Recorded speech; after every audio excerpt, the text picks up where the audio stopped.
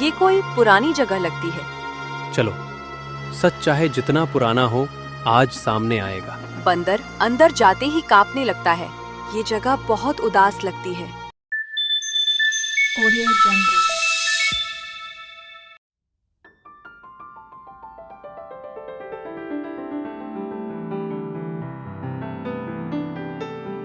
मोहनलाल अपने नए घर के आंगन में बैठा है। उसका बंदर उसे बचाने के बाद गुमसुम रहने लगा और मोहनलाल के पास अब गुजारे के लिए सब कुछ है। अब तो हमारे पास सब कुछ है, फिर भी आप खुश क्यों नहीं लगते? इतना बड़ा घर, इतना धन, फिर भी आप हर समय सोच में क्यों डूबे रहते हैं? राधा, धन मिलने से हालात बदलते हैं, पर इंसान के भीतर जो सवाल होते हैं उनके जवाब धन नहीं देता। मन तब शांत होता है जब बीता हुआ अन्याय पूरा सुलझ जाए। बंदर पास बैठा चुपचाप मोहनलाल को देख रहा है। अब तो कोई हमें ताने नहीं देता, कोई जमींदार डराता नहीं, राजा भी सम्मान देता है। लेकिन जो अन्याय सहा, वो यादें अभी भी मन में खड़ी है। वो सच अभी भी बोझ बनकर बैठा है। आज तुम भी बहुत शांत हो। क्या हुआ? तुम बहुत बेचैन लग रहे हो। कुछ कहना चाहते हो क्या? बंदर अचानक उठकर जंगल की दिशा में देखने लगता है। ये बंदर जब से हमारे साथ है, कभी साधारण नहीं लगा। सच कह रही हो। कभी लगता है जैसे ये सब समझता है। देखो राधा, ये बिना बोले भी बहुत कुछ कह देता है। कभी कभी तो मुझे लगता है जैसे इसकी आंखों में कोई गहरी कहानी छुपी है। हाँ, जैसे इसने भी कभी बहुत कुछ खोया हो। शायद इसीलिए ये हर समय आपके आसपास ही रहता है। दुख वही समझता है जिसने खुद उसे जिया हो। क्या पता ये भी किसी अपने से बिछड़ा हो। अगर ऐसा है तो इसे अकेला नहीं छोड़ेंगे। हमारा घर अब इसका भी घर है। जब तक मैं जिंदा हूँ, तुम सुरक्षित हो। बंदर की आंखों में हल्की नमी आ जाती है। देखिए, ये सच में आपको छोड़ना नहीं चाहता। शायद इसे डर है कि कहीं ये फिर अकेला ना रह जाए। जिसने अकेलापन देखा हो, वो साथ की कीमत समझता है। अगर इसके मन में कोई डर है तो मैं उसे दूर करना चाहता हूँ। बंदर मोहनलाल की आंखों में देखकर हल्की आवाज निकालता है। डरो मत, जो हुआ वो बीत गया। और जो आने वाला है वो शायद किसी बड़ी सच्चाई की ओर ले जाएगा। हाँ, मन कह रहा है ये चुप्पी यूं ही नहीं है। बंदर फिर से जंगल की ओर देखता है। क्या तुम हमें कहीं ले जाना चाहते हो? बंदर हल्के से सिर हिलाता है।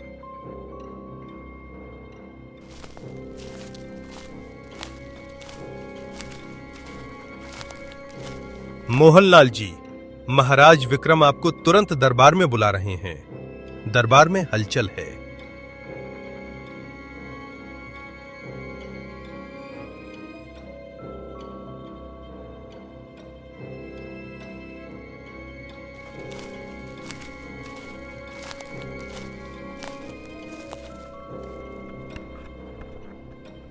मोहनलाल, स्थिति गंभीर है।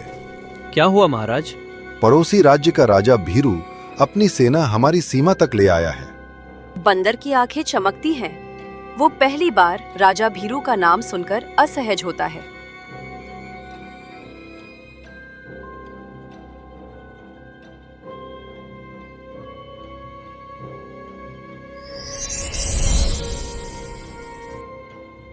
उनकी सेना हमारी सेना से कई गुना बड़ी है। युद्ध हुआ तो भारी नुकसान होगा। क्या बातचीत का कोई रास्ता नहीं? हमने कोशिश की, पर वो सुनने को तैयार नहीं। बंदर अचानक बेचैन हो जाता है। ये नाम सुनकर तुम घबरा क्यों गए? तुम्हारा व्यवहार बदल गया है। क्या तुम राजा भीरू को जानते हो? बंदर नजरें फेर लेता है। अगर कोई बोझ है तो मेरे साथ बांटो। बंदर धीरे से मोहनलाल का हाथ पकड़ लेता है। मोहनलाल, ये केवल सीमा का मामला नहीं है, ये पूरे राज्य के भविष्य का प्रश्न है। मैं समझता हूँ महाराज, युद्ध में जीतने वाले से ज्यादा हारने वाले होते हैं। लेकिन अगर हमने कमजोरी दिखाई तो राजा भीरू और आगे बढ़ेगा। कमजोरी शांति में नहीं, जल्दबाजी में होती है। तुम्हारी बातों में समझदारी है, पर समय बहुत कम है। कभी कभी कम समय में लिया गया सही निर्णय बड़े संकट को टाल देता है। बंदर बेचैनी से जमीन पर पैर मारता है।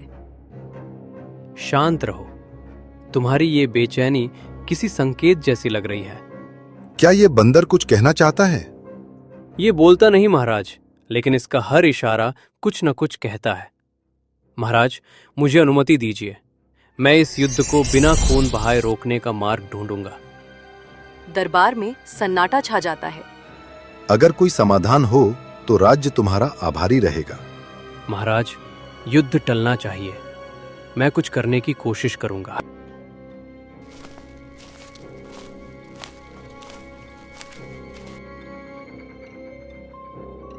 बंदर इशारा करता है चलने का। बंदर हल्की आवाज निकालता है और दीवार पर लगी तस्वीर की ओर इशारा करता है। ये चित्र सिर्फ चित्र नहीं है, इस तस्वीर में कुछ यादें या कुछ राज छुपा है। मुझे ऐसा लग रहा है जैसे ये जगह इसे बार बार बुला रही है। हाँ, जहां जिंदगी रही हो वहां कहानी भी जरूर रही होगी। कुछ जगह आवाज नहीं लगाती, यादें खींच ले जाती हैं।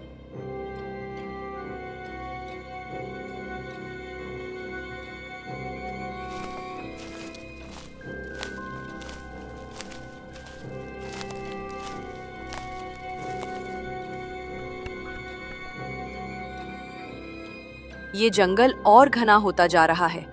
रास्ता खतरनाक है। आप सच में जाना चाहते हैं? कुछ रास्ते डर से नहीं, भरोसे से पार होते हैं। अगर एक कोशिश से हजारों जानें बच सकती हैं तो जाना ही चाहिए। रास्ता जितना मुश्किल होता है, मंजिल उतनी ही करीब होती है। और ये जगह जहां ये हमें ले जा रहा है, क्या पता वहां क्या मिले। मुझे नहीं पता, जो भी मिले हम उसका सामना साथ करेंगे। मुझे अपने इस पर भरोसा है। डर मत, जो बीत गया वो बीत गया। अगर तुम हमें वहां ले जा रहे हो तो हम पूरी तरह तैयार हैं। हाँ, अब ये सिर्फ एक रास्ता नहीं, हमारी जिम्मेदारी भी है।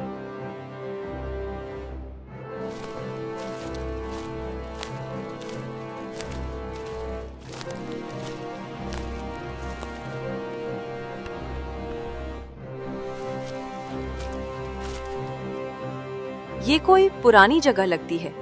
चलो, सच चाहे जितना पुराना हो, आज सामने आएगा। वे एक खंडहर बने महल तक पहुंचते हैं। बंदर अंदर जाते ही कांपने लगता है। यही जगह तुम्हें बुला रही थी। कभी कभी जगह भी गवाही देती है उनके साथ हुए अन्याय की। ये जगह बहुत उदास लगती है। ऐसा लग रहा है जैसे ये दीवारें कुछ कहना चाहती हूँ। जैसे यहाँ कभी खुशियाँ थी, फिर सब छिन गया। तुम अकेले नहीं हो, जो भी हुआ हमने महसूस किया है। अगर तुम बोल सकते हो तो आज बोल लो। इस खामोशी में भी कोई गहरा दर्द छुपा है।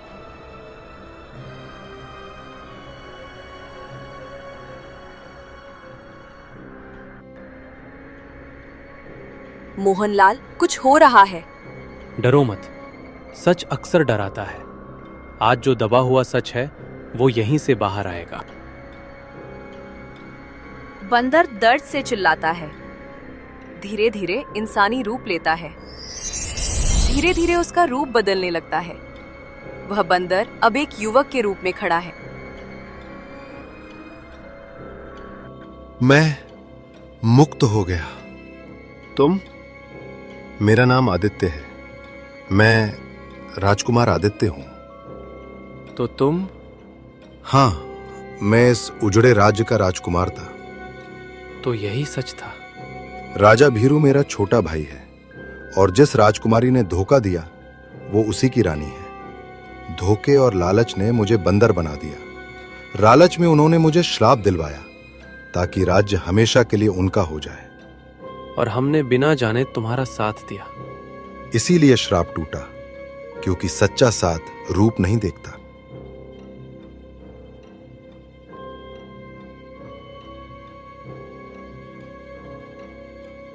अगले दिन राजा विक्रम, राजा भीरू आमने सामने। राजा भीरू, युद्ध बंद करो। राजा भीरू घुटनों पर आ जाता है। भैया, मुझसे बहुत बड़ी भूल हो गई। भूल से बड़ा अपराध होता है उसे दोहराना। राज्य डर से नहीं, न्याय से चलता है। युद्ध में जीत किसी एक की होती है, पर हार पूरे राज्य की। मुझे लालच ने अंधा कर दिया था। लालच ने तुम्हें राजा बनाया, लेकिन न्याय ही तुम्हें राजा बनाए रखेगा। अगर आज तलवार उठी तो आने वाली पीढ़ियां हमें माफ नहीं करेंगी। मैं अपनी सेना वापस बुलाता हूं।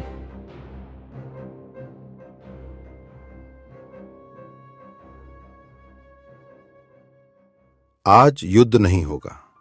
आज से हमारे बीच शांति होगी, और यही शांति सबसे बड़ी जीत होगी।